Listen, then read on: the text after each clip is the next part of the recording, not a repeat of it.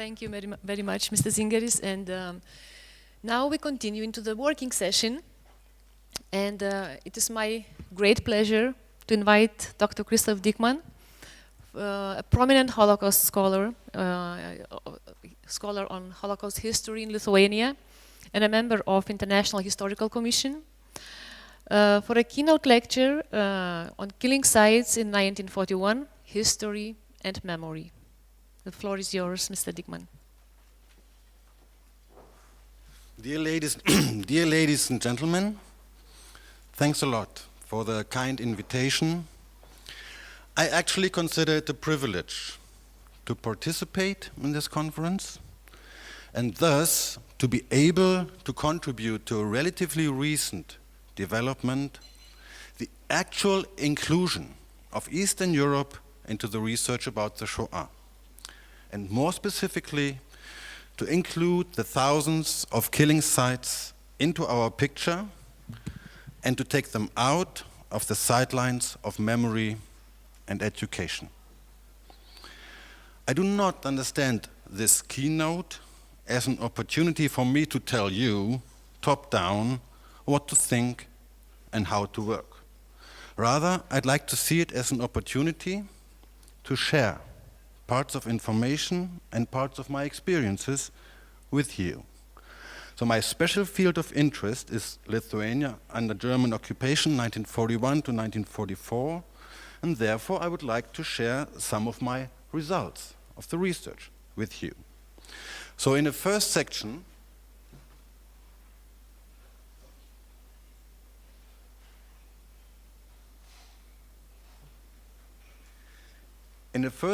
I will summarize shortly some of the insights which were discussed during the mentioned first conference in the series in January 2014 in Krakow, where I unfortunately could not participate. But it's published in this book, Killing Sites, which was mentioned. Especially in the lectures by Dieter Pohl and David Silberklang, some excellent analytical foundations were given. So I think it's very worthwhile to remind us of them. In a longer second part, I will focus on Lithuania in the summer and fall of 1941.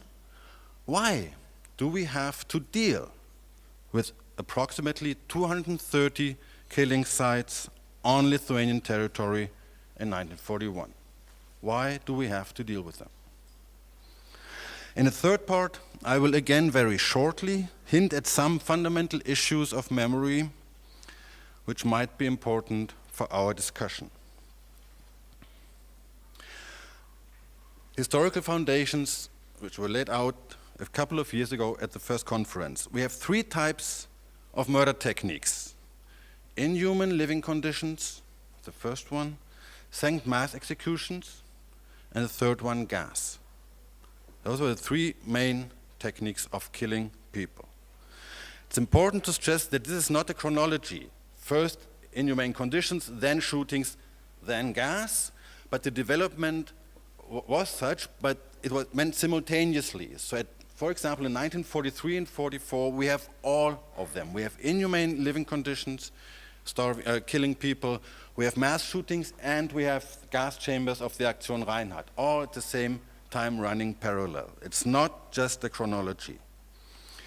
And we have them occurring in several countries at the same time. So in Poland, in Galicia, in White Russia, and the Baltic states, often parallel to the killings in the framework of Aktion Reinhardt. And even Aktion Reinhardt, the killing of the Polish Jews in gas chambers, was finalized by a series of mass shootings, the so-called Operation Harvest, in the beginning of November 1943. Then it was discussed what is actually a mass execution and what do we consider a killing site. And as far as I understood from the texts, the agreement was when there are 10 or more victims included, shot in one place, and then buried there in a mass grave. That's what we're talking about. No? I wonder if we now have a more exact estimate of the number of killing sites we're talking about. In the book, the range is huge. Dieter Pohl says between 5,000 and 10,000. Yeah? So this is one of the tasks of this conference, I think a possible task to find out, is this accurate? We know for Lithuania it's about 230.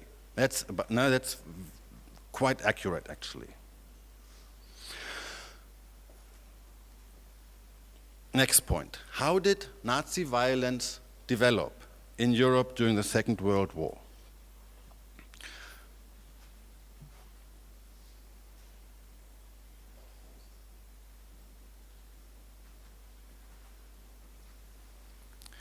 Until August 1939, the Nazis came to power in 1933. In the first 6 years, the number of victims was very, very small. Yeah? Wasn't more than 1,000. It then escalated. In the next 2 years, until June 1941, we have about 200,000, mostly victims in Poland and Serbia. And then, in June 1941, the number exploded. Yeah? Overall, we have between 12 and 13 million victims of Nazi crimes. Not of actual warfare, but of crimes. 12 to 13 million. So about 5.8 million of them Jews, and 98% of them after June 1941, in the last 4 years of the war. Yeah? Until spring 1942, about 3 million, and then another 6 million till the end of the war. Until spring 1942, we have about close to 1 million Jews and 2 million Soviet prisoners of war. And the rest, 6 million in the last 3 years. So that is a development. It just explodes in the summer of 1941. And that's when we get all the killing fields in the summer of 1941. The question is, of course, what happened there? What is it? Yeah, what is it?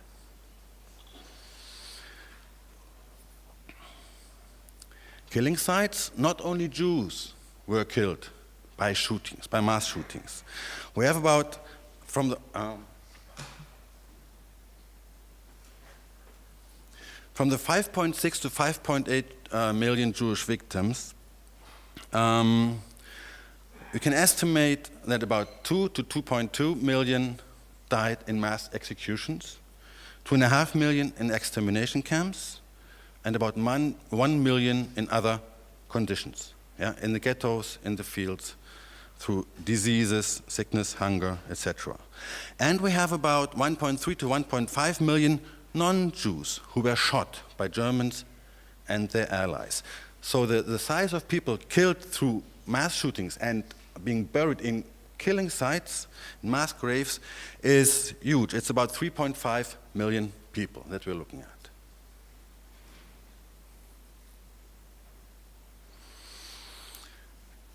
These are insights from the articles from Silberklang and Pohl, which published in the first book. Now I come to the longer second part, Lithuania in the summer and fall 1941.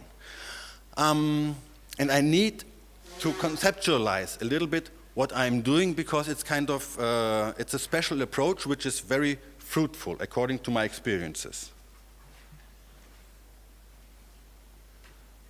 I would like to introduce shortly 2 triangles which we need for the analysis of the mass crimes in the occupied Soviet Union, including Lithuania in 1941 and onwards.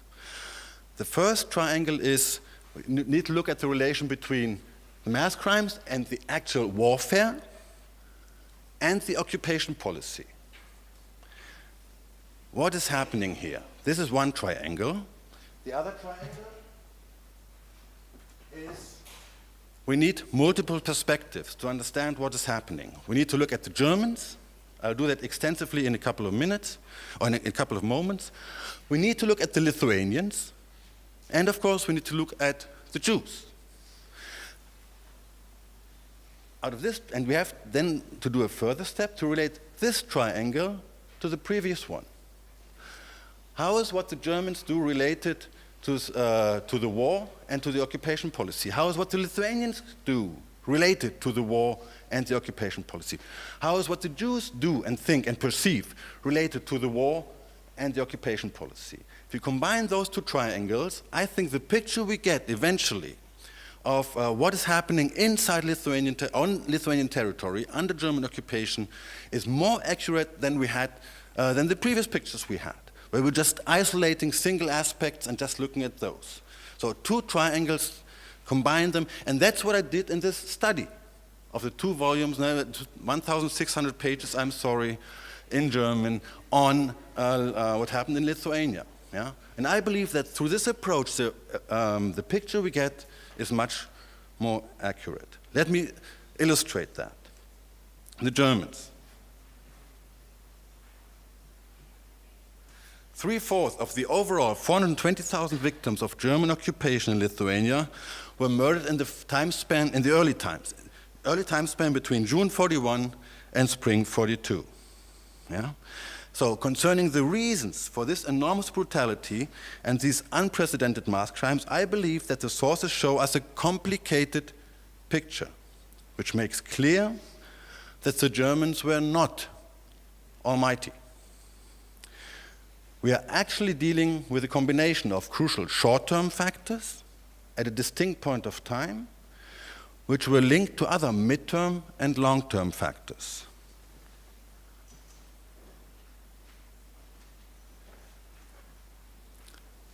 The Nazi regime believed from 1940 onwards that it stood under enormous time pressure in an imperialistic struggle understood in social Darwinistic terms. This point is very important. The Nazis were driven, they were afraid, they were under pressure all the time to be fast, to be faster than the opponents. All life is struggle. Yeah? And if we aren't fast enough, we're going to lose. And the ones who lose are gone. Yeah? There's no chance anymore. So enormous time pressure. Specifically, control over the territory and the resources and the people of the Soviet Union must be accomplished in 1941. Must be accomplished in 1941. Otherwise, the overall initiative, military initiative in this struggle would be endangered or even lost. That was the situation in 1940. Therefore, this war against the Soviet Union must be a blitzkrieg, yeah, a lightning war. This was the first planned lightning war, blitzkrieg, and the one who failed. The blitzkriegs, the lightning wars before, they were luck mostly.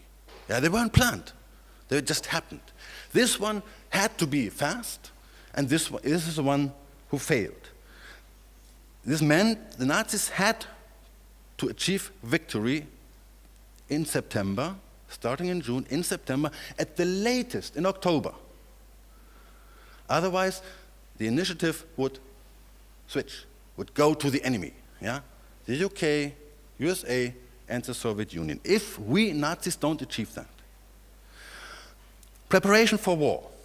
First half 1941 showed that warfare would be extremely difficult in this huge territory of the Soviet Union in terms of logistics. How do you do that actually?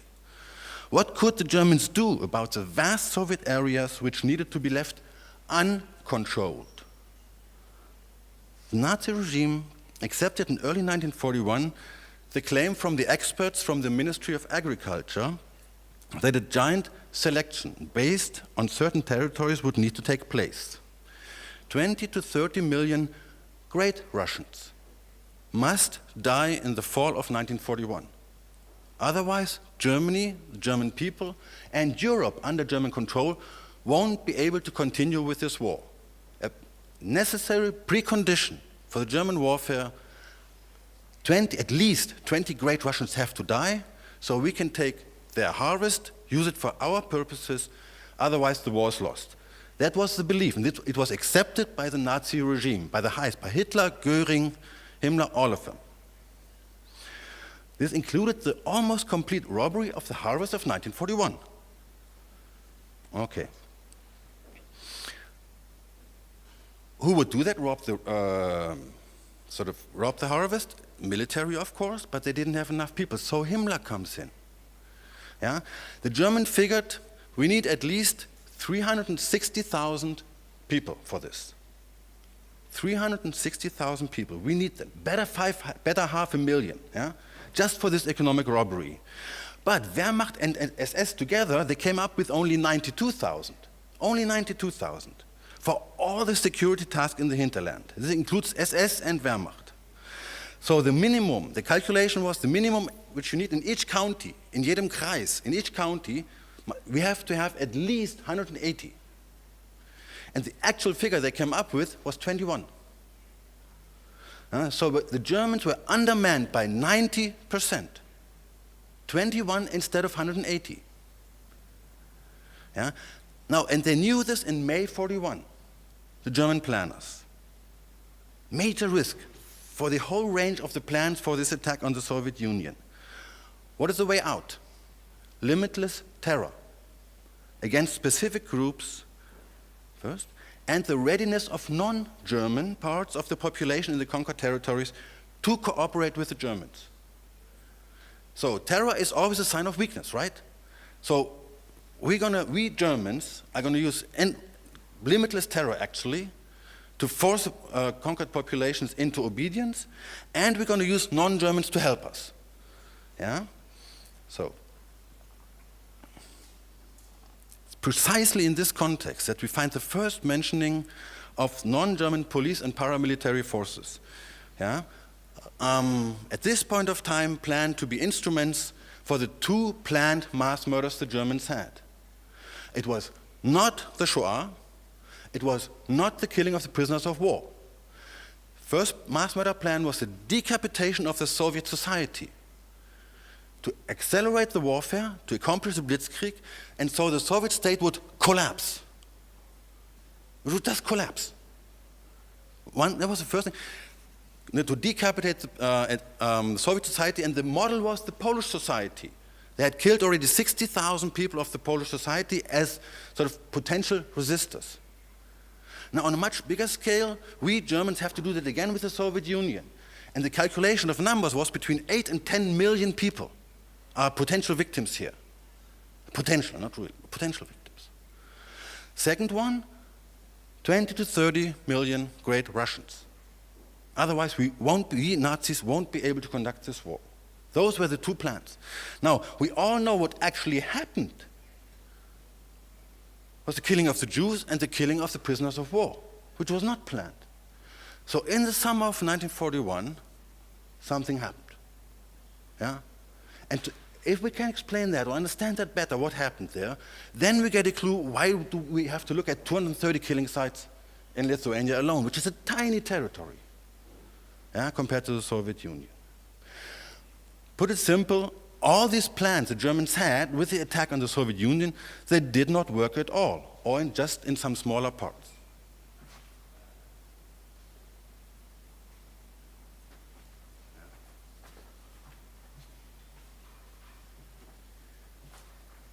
The Germans considered it as, how do we have to accomplish the fast victory? First, we have to encircle huge chunks of the Red Army, yeah, within 4 weeks. Now, then we're going to have the military arm of the Soviet Union will be destroyed. Then we are fine. 4 weeks, that means at the end of July already, we're done with that.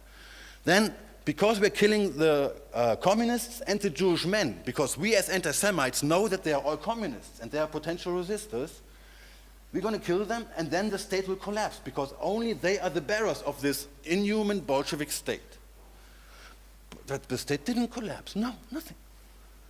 Third, we're going to starve great Russians starting at the latest in August, because we have conquered the territory. And in July, it was clear already, this is not going to work. But our war depends on that. So what are we going to do? We're not going to be able to starve great Russians in the huge hunger zone behind the Ural. We're not getting the harvest. We're not getting the harvest. Yeah? We can't control it. Now, Lithuania, how many roads did we have in Lithuania for tanks and all those trucks? 3. Yeah?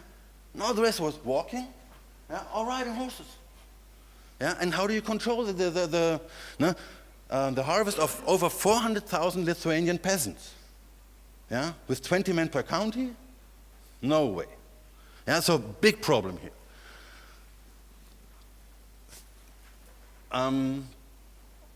Another issue which was connected with that is we Germans need colonies, to settle Germans. So all the problems we have with the Poles, with the Jews, with minorities, with all this sort of nasty minorities we actually don't want to deal with, we just put them somewhere. Yeah, we dump them at best in the east, yeah, and in the territories in the east, but further west, we're going to settle Germans. Yeah? And that's going to solve all our problems of modern society. Now we're going to have a balanced society between agriculture and industry. All the problems of modern capitalism will be just gone. Yeah? And we will get rid of the minorities. And also that, no way to do it. No way. Yeah?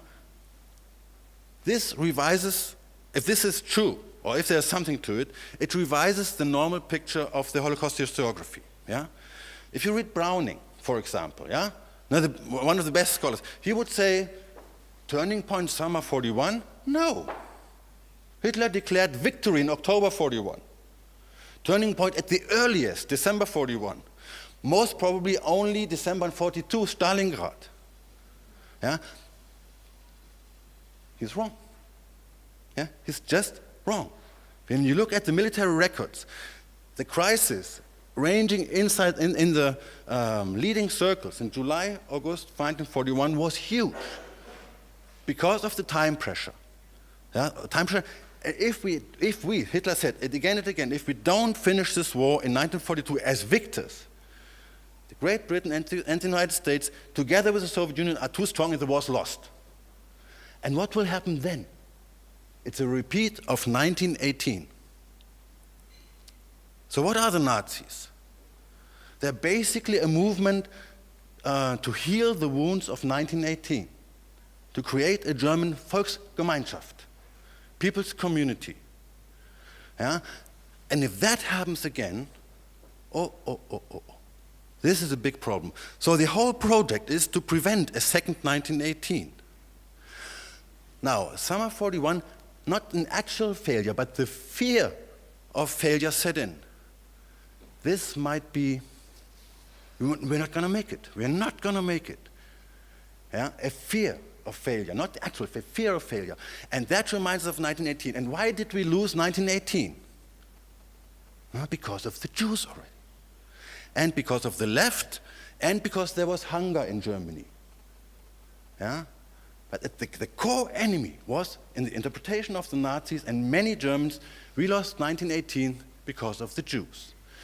So the harsher the crisis was faced by Germans, the harsher the policy went against the Jews. Yeah? Many people, many historians very often ask, why do you could see that the war was going, you're going to lose it. Why would you bother then with the Jews?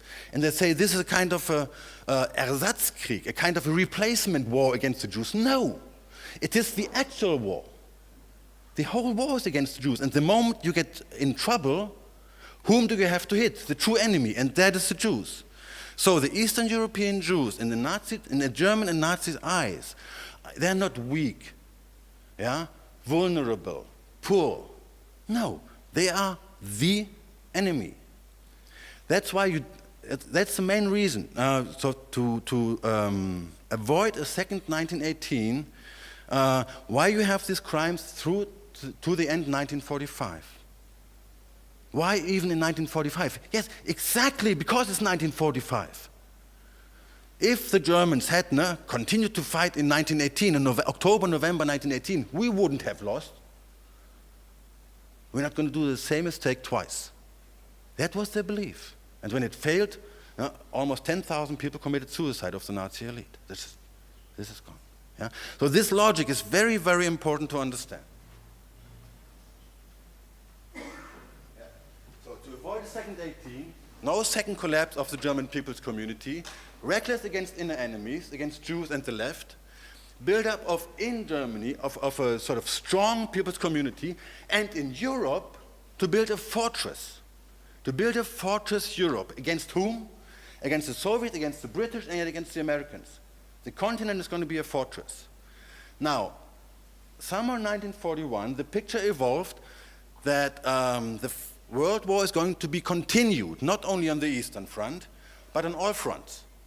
The Americans coming closer, the British were preparing, they have meetings of Roosevelt and Churchill, and Stalin is getting into the picture. So we need a fortress Europe to defend ourselves. And when you have, the Nazis had tried to get the Jews out of the German territory till 39, and we're continuing to do that. Now, if you have now widening it to in Europe, get the Jews out of Europe.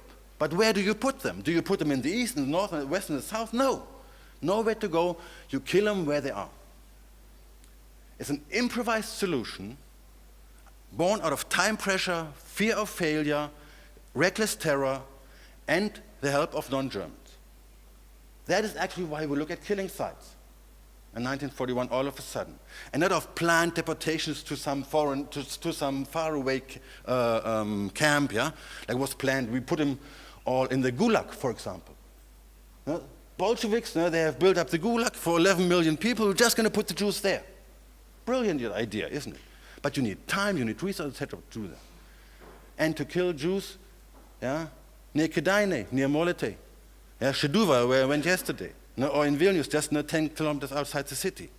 This is under haste. This has to be quick. Yeah, this has to be very, very quick.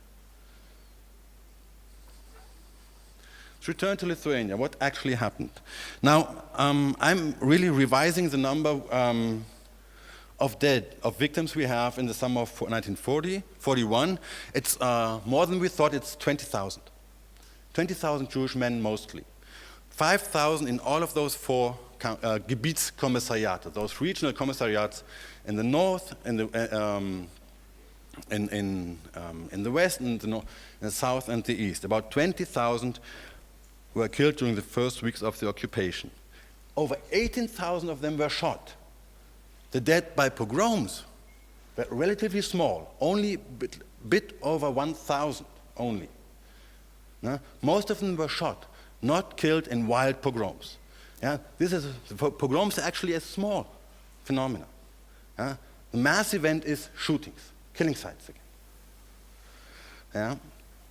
So in my eyes, in my view, it's very clear that the German security police attempted to escalate the murderous anti-Jewish policy, and they were not only aimed at those Jewish Bolsheviks, figured in the head of the Nazis, but all Jewish men were to be included, if possible, as potential resistors.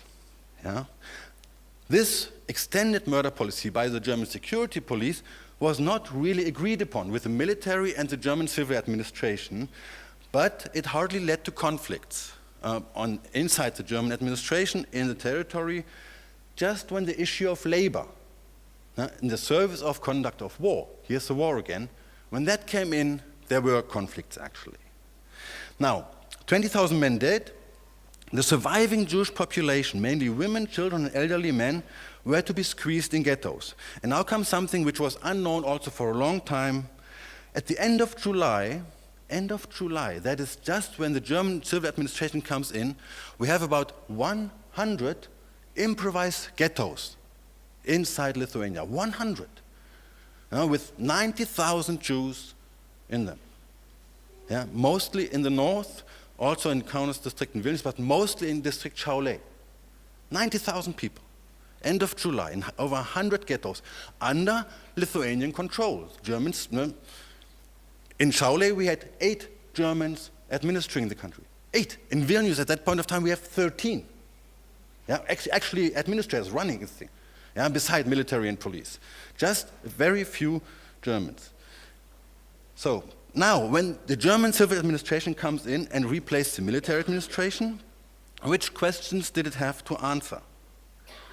On paper, well, we're going to prepare this country to be annexed by us. This is going to be part of our living space, our Lebensraum, on paper. But de facto, actually, the war was going on. They had to make sure that this is a good hinterland for the front, for the fighting, for the war, which is about everything, this war. So forget about annexation, forget about preparation for future decades. This is now. We have to act very heavy. So the main dilemma of the Germans was, how do we combine the extreme exploitation we need for the German warfare with stability in the hinterland? We don't have personnel to control the hinterland. We don't have it. Yeah? How do we combine that? Yeah? How do we use terror and force, and we just grab and rob and kill, yeah? And at the same time keep the non-German willingness to cooperate with us alive? How do we do that? And the secret is, of course, selection.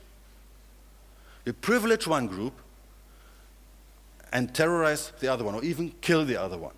There was a short moment of 2 days inside the German administration in middle of July 1941, maybe we should starve all the Baltic peoples. Lithuanians, the Latvians, the Estonians, the Jews, the Poles, everybody's living here. We should starve them. Why? Otherwise, the Heeresgruppe Nord, the Army Group North, won't be able to reach Leningrad, the most important war aim of Hitler for the first campaign of the war. Only then turn to Moscow. Yeah? Just a couple of days. Oh no, we're not going to do that.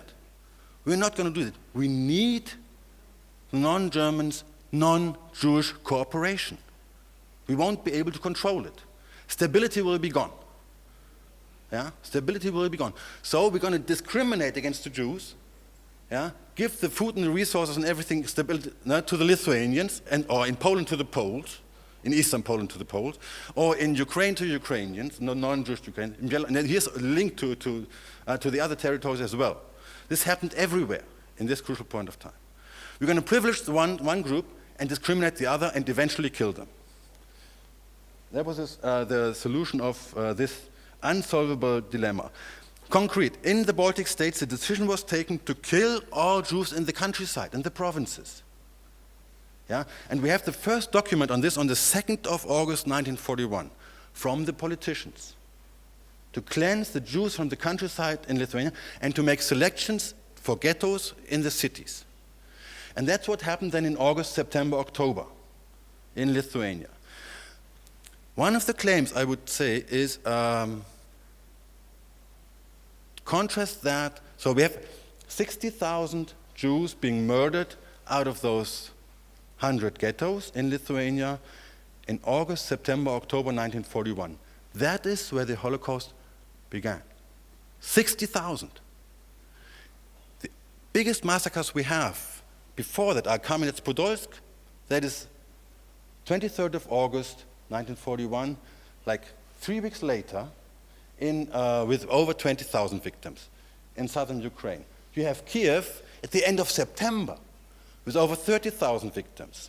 And we have the district Šiauliai with 60,000 victims already at the beginning of October. Yeah? That is something. That is something. Yeah? And sort of it doesn't figure really in when we read about the Holocaust and how it developed and everything.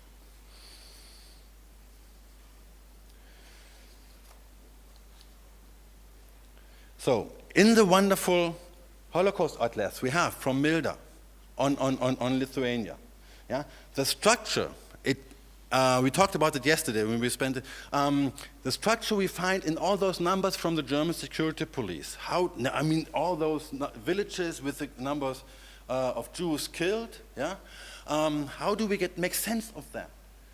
The secret is administrative, very simple. We sort them according to administrative districts. And we find there's a clear order in there. We Germans start in the north, 4 weeks.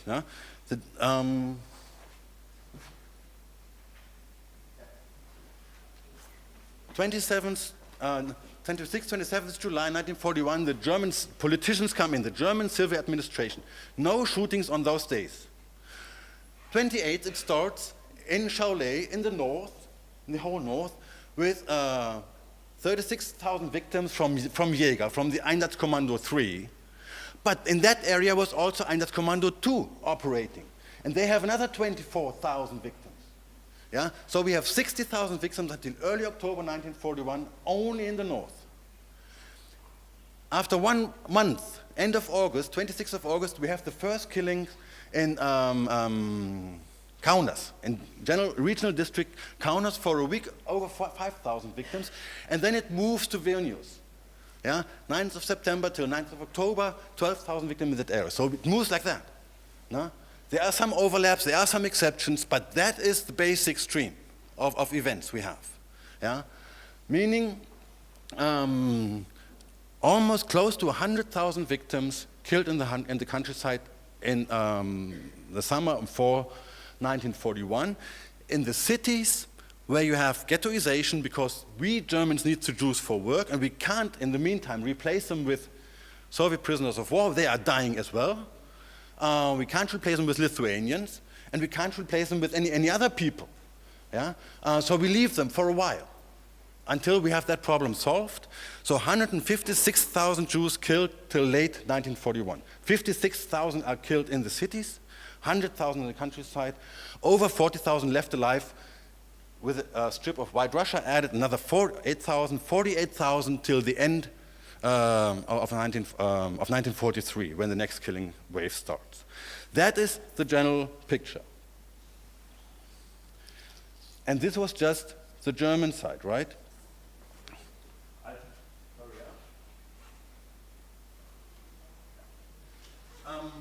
To make it clear what this means for the German-Lithuanian cooperation. How many German police do we have in the crucial area, in this crucial period in this area? Combined, German political and criminal police, not more than 100. Lithuanians, close to 900. That is political and criminal police. Ordinary police, we have some 500, about 200 of them actually active. And Lithuanians, we have 12,000. That is the relation here. So if the Germans want the Lithuanians to do something, they have to be very clever. Yeah? Because if those people say no, they say no. Nothing you can do. To give you one example shortly. May 42, the Germans need Lithuanian helpers to transport goods to the Wehrmacht, to the Northern Front. We Germans want 7,000 people. So they start in Mariampole, Virbutis, Vilkaviškis. Yeah? Gather people like 500 here, 300 there, 400 there, and it doesn't work. Why? Because Lithuanian women go to the marketplace and start screaming. Ah!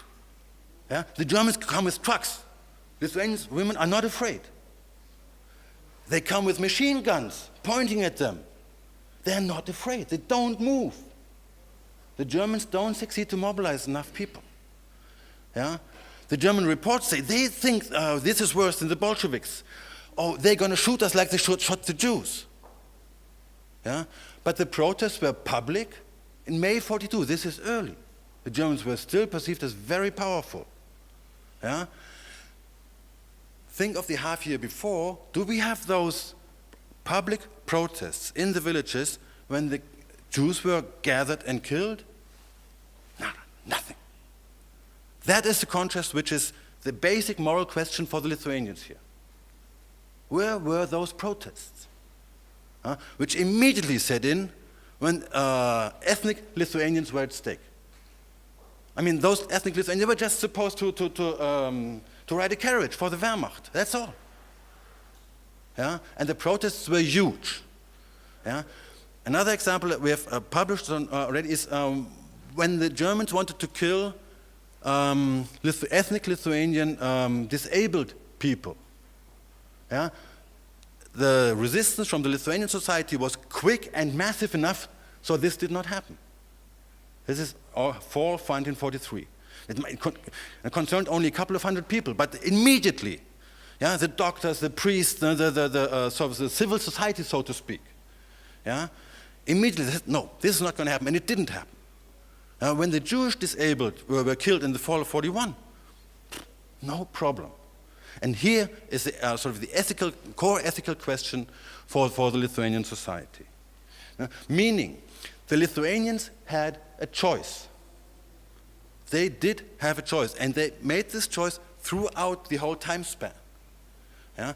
And the basic situation, I can only touch it shortly now, from the Jewish side, that they didn't have a choice. They were actually in a situation of choiceless choices. This is very paradoxical, because they had to make decisions all the time. But these were always bad decisions, morally hardly defendable. If I take this bread, who is not going to eat it? If I protect this person, who am I not able to protect? the Jewish council, the Jewish police, the families, the fathers, the children, they all had to make these decisions which were not defendable on normal moral grounds. But the situation was not normal. Yeah? And this choiceless choice situation, I think, is the best approach to understand the Jewish situation. And from there we go to the Lithuanians, which did have a choice. Even though the terror threats were the same as in Poland. If you hide Jews, you're going to be killed. Yeah? So it wasn't like if you compare France to Poland or to the occupied Soviet Union, yeah, where you can say, okay, France is easier. No, it was the same. Yeah? So everybody actually did these choices all the time. So, on the basis of which, for the Lithuanian side, nationalism is very, very important, and it's ethnic nationalism. Ethnic nationalism from the kinds. It's not civic patriotism or civic nationalism, it's ethnic nationalism. And what was for the Nazis, November 1918, for the younger generation of the Lithuanians active in politics in the 40s was June 1940. We Lithuanians lost our honor when we didn't defend ourselves against the Soviets. And those were our fathers, so to speak. Yeah? And if we, the younger generation, want to make it better, the younger generation of the Christian Democrats, so to speak, and the younger generation of the Iron Wolf, of the right extremists, yeah? If we want to avoid the mistakes our fathers did, then we have to be more radical, we have to be ready to sacrifice even moral standards for the sake and the future of the nation, of the Lithuanian nation state. As Himmler said, Lithuanians would say the same. For the sake of the future of the Lithuanian nation, we have to kill, we have to murder, yeah, which is not defendable. Actually, they knew that, but it's necessary. So necessity is the key term here, especially in a situation of crisis, when you don't have much time. Yeah? One small event, which is also very often forgotten, they made a putsch. Just when the civil administration came in, the German ones, and all the moderate people in the Lithuanian administration forces and the police forces and the paramilitary forces were removed. And all the leading positions were overtaken by people from the extreme right wing. All the leading positions, all of them. And they were sort of supported by the Gestapo in Kaunas to do that. There was a change of leadership inside the Lithuanian administration, yeah, and pushed to the extreme right. And this was then the core group of perpetrators. Just a few hundred people were enough for the genocide then happening in summer and fall 1941. Very few remarks, because I've talked too long already, on memory, remembrance. Only a few thoughts. A problem and a chance is that memory and remembrance is something fluid. It's not static. It changes all the time, depending on the actual context in which we are living. We see a lot of developments over the last 20 years. We ourselves change and learn and learn. Yeah? And others also change and learn and learn. And that's why a European project like IHRA is so fascinating, because we all together can change. Yeah? There's none of us who has sort of die Wahrheit gepachtet, we would say in German. None of us has sort of the truth in his pocket. None of us. No, we Germans don't. Yeah? And even who else we have? The Russians don't. Yeah? The Americans don't. No. What we achieve working on our remembrance is only through cooperation, and then we learn together one thing. This is very hard to grasp. This is not static. It goes on all the time. Yeah? First, the second point is, I think basically the situation is simple, because we're having two camps. Two camps. One of ethnic nationalism and one of civic patriotism. And it's the same in all those countries. Huh? Civic patriotism, Ruta Vanagaite is here, yeah, who wrote this book together with Ephraim Zurov, and the title says everything. Musiški. We killed our own people. This is a position of civic patriotism. And this is where it goes forward. We killed them. It's ethnic nationalism. Doesn't lead anywhere, only to heroes, sacrifices, and closed borders, so to speak. Yeah? And the fight is all the time between these two camps. Now, it's never clear-cut, no separation between the two, never. They're always overlapping. So the task we have, working as memory workers, so to speak, is try to talk to each other. Yeah? Not to fight them, but to talk to each other. To get the walls more porous, to sabotage the walls, so to speak. So we can actually get into a common learning process. Last word on the killing sites. When you go there, and we visited a few yesterday, you're not confronted with the authentic site of the killing which happened in 41. There's a history of 70, 80 years in between. And all those time layers, you see them, and you feel them, and you see them at the same time. Yeah? So, dealing with those sites is never that you kind of directly confront what happened when the crime happened. Never.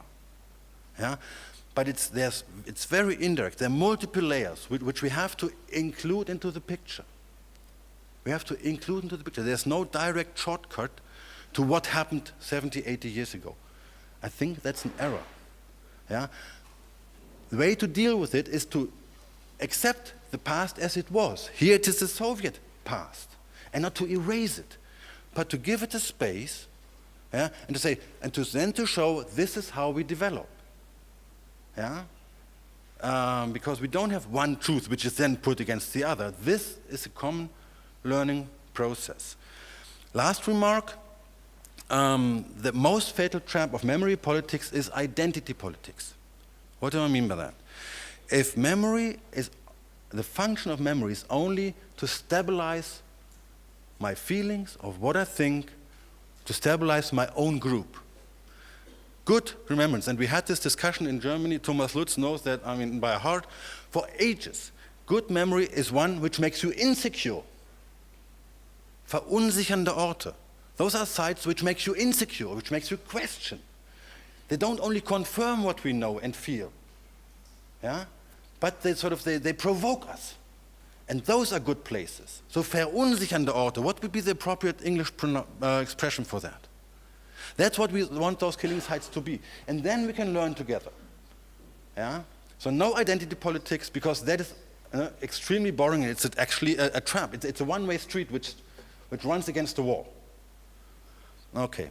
Thanks a lot for listening. I'm looking forward to the discussion.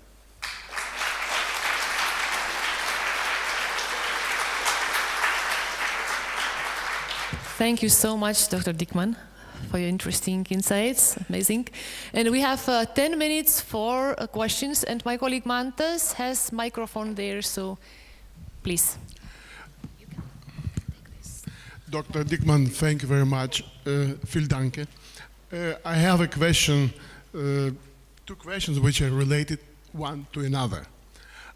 You are telling about preparation to start the Barbarossa campaign, and do you think, and do you have any information what the German authorities have been preparing territories, and they had some intelligence work and some supporters before they actually came to Lithuania? And what is the numbers of murdered in Lithuania before actual occupation forces walked in with the army to big cities in Kaunas and on Vilna? And the other question is, what you are saying that in July 41, the right-wingers took over actually the government, the running government in Lithuania. So do you believe what those preparation work before occupation, actually those people also were involved in helping the extermination in the summer and later on? Thank you very much.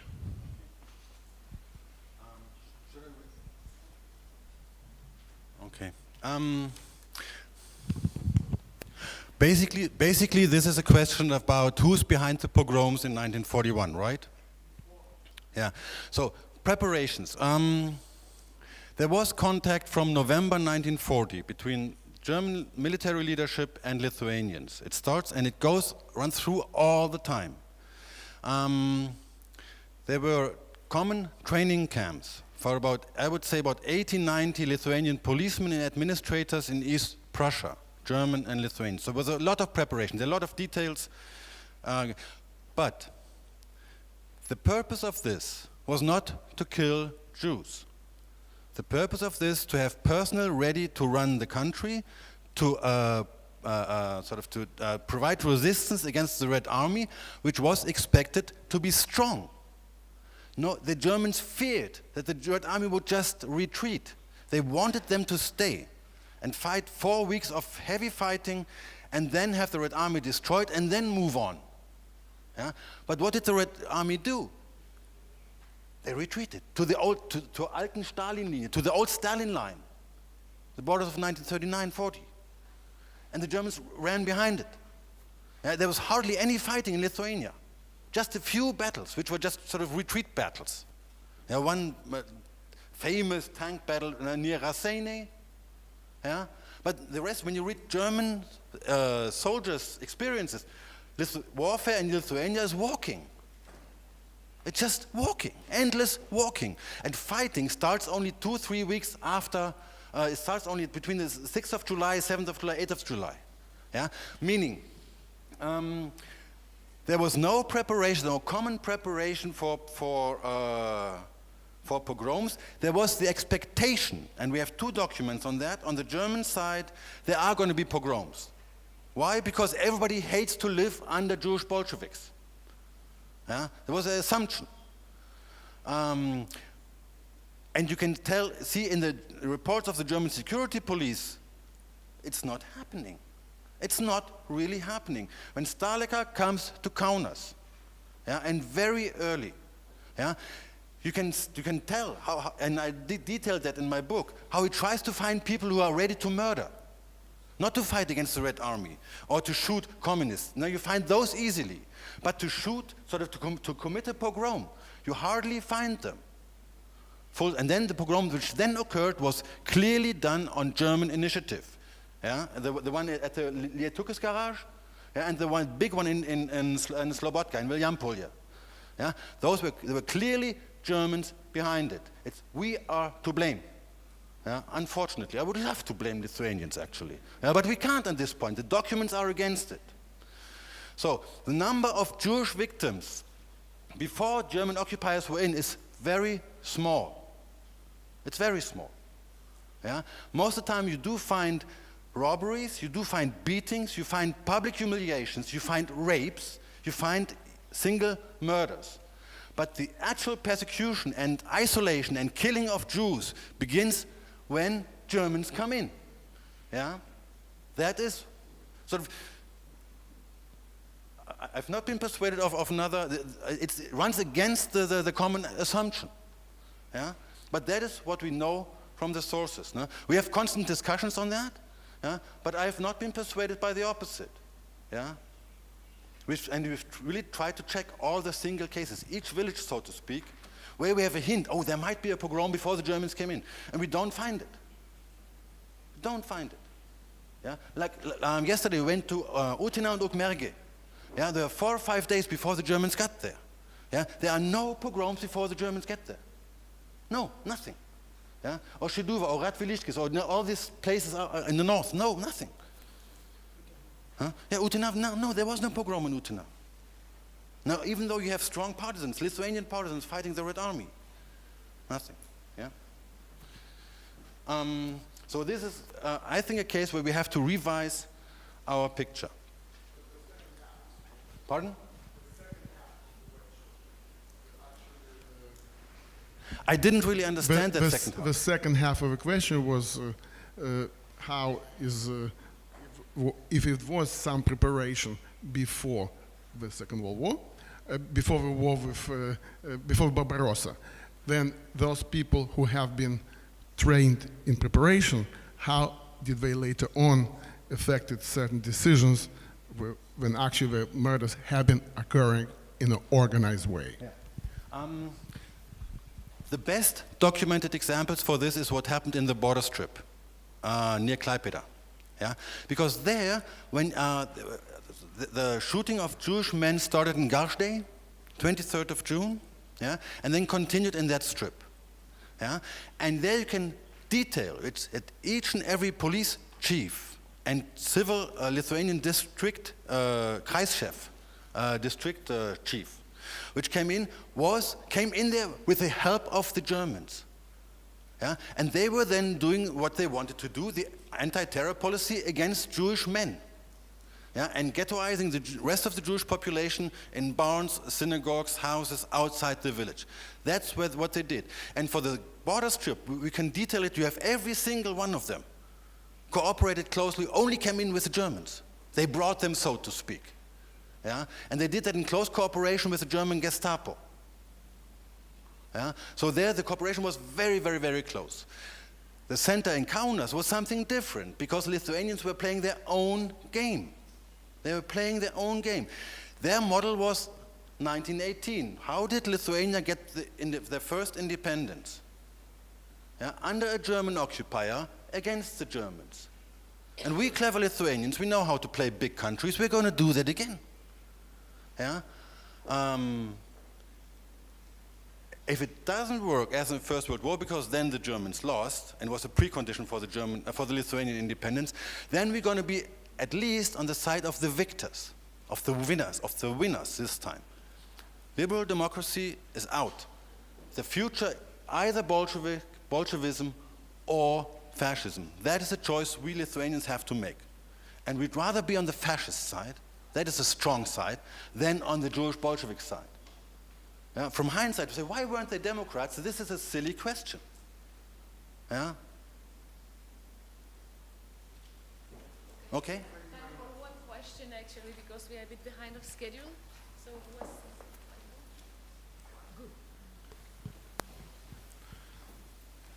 at the beginning of your very interesting talk, you mentioned that there was a conviction in Germany that they had lost the First World War because of the Jews, as you put it. Now, could you tell me when you think that conviction took hold in Germany between 1918 and 1939? Was that a conviction that was held by Germans soon after the 1914-18 war? Or when did that become the conviction of the Germans that it was the Jews who were responsible? And were they held responsible because America joined the war, or what was the reasoning?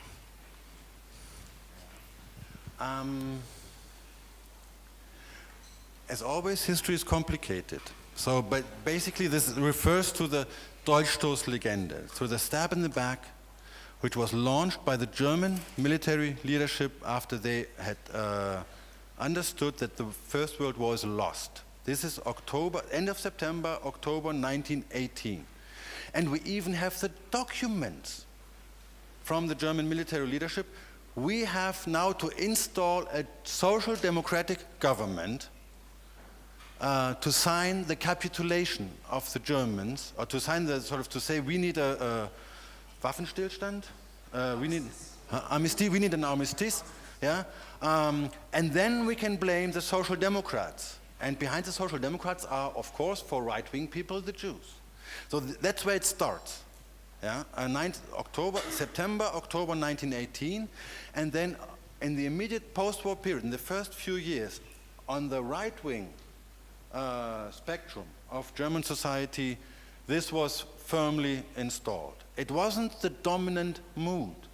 It only became state policy with the Nazis coming to power then. Now, that is, and it needed a lot. It needed 10 years, for this kind of restructured anti-Semitism, because anti-Semitism as a whole was restructured by 1918. Yeah, it was a big discontinuity. Yeah. Also continuities, but it was also a big change. Yeah? And it took them 10 years. Inflation, crisis of World War and the political instability of Germany, so the Nazis could come in. So it's not a direct line. No? But the core of it was sort of coined very early, and intelligent historians even speak of several stabs in the back. There wasn't only one, there were several. Yeah? Kind of independently developing in the German society, one inside the churches, one inside with the traders, one with the military, and one with the administrators. Yeah? And it all came together then as we Germans, we are not losing wars. There must have been traitors. Yeah? Does it make sense? Thank you. It does. Thank you. Yeah. Very quickly, the last question, and then we can continue the coffee break. Yeah. I see many hands, so I think. First of all, Christoph, thank you very much for your very thought-provoking lecture, and it's obviously going to force many of us to think again several of our preconceptions. But I want to focus. You made a very important distinction between pogroms and individual violence, because one of the issues that's come up here many times is the question of what violence was there against Jews before the Nazis actually appeared. So that's a very important distinction. In other words, it was individual violence and not pogroms, organized violence. But there was violence. So my question to you is, how do you assess the role of the LAF, Lithuanian Activist Front, people in Berlin, and the incitement that they conducted against the Jews even before Operation Barbarossa in that individual violence? Yeah. Individual violence was enormously spread. Enormously spread. From the Dov Levin and Yad Vashem came this number of 40 villages where pogroms. If we talk of low-level violence, so below killing, there were hundreds of cases, not only 40, hundreds.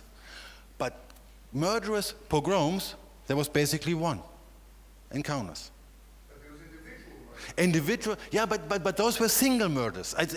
I'm glad to learn. I'm glad to learn about sort of additional murders, but we haven't found them yet.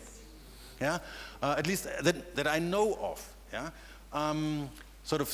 But violence on a sort of sub-murderous level, so to speak, was everywhere basically, because of this and it has a lot to do with the Soviet occupation, and the interpretation of the Soviet occupation. Yeah, not that this was a direct line again. Only anti-Semites identify the Soviets as Jews. It's not the other way around. It's not that when you see Soviets, you turn into a Jew hater. It's the other way around. Only if you are already an anti-Semite, then you identify Bolsheviks with Jews. So Jewish Bolshevism is actually an anti-Semitic term. It's an anti-Semitic term in its core. Yeah? It's not another form of anti-Bolshevism. No. It's another form of anti-Semitism. This is important.